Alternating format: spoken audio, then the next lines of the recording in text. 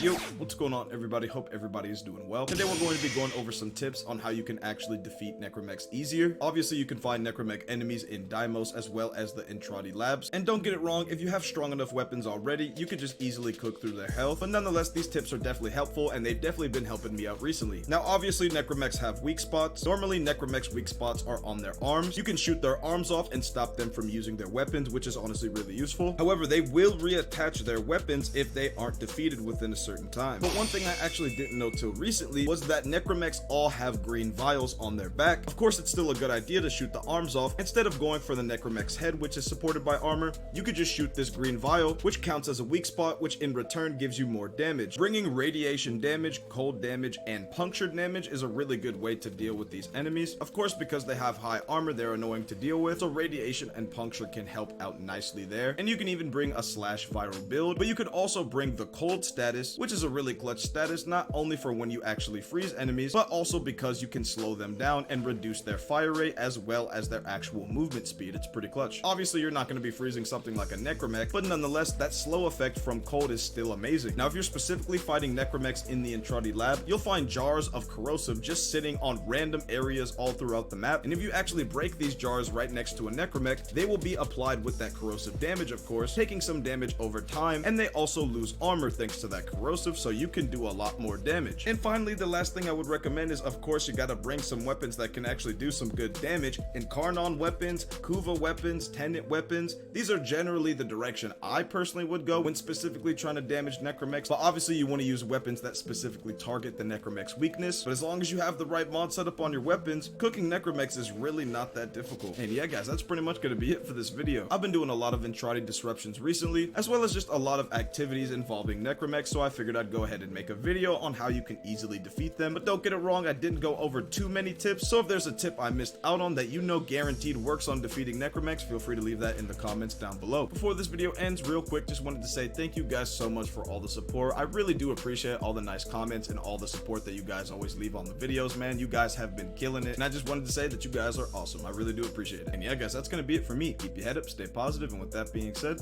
thanks for watching.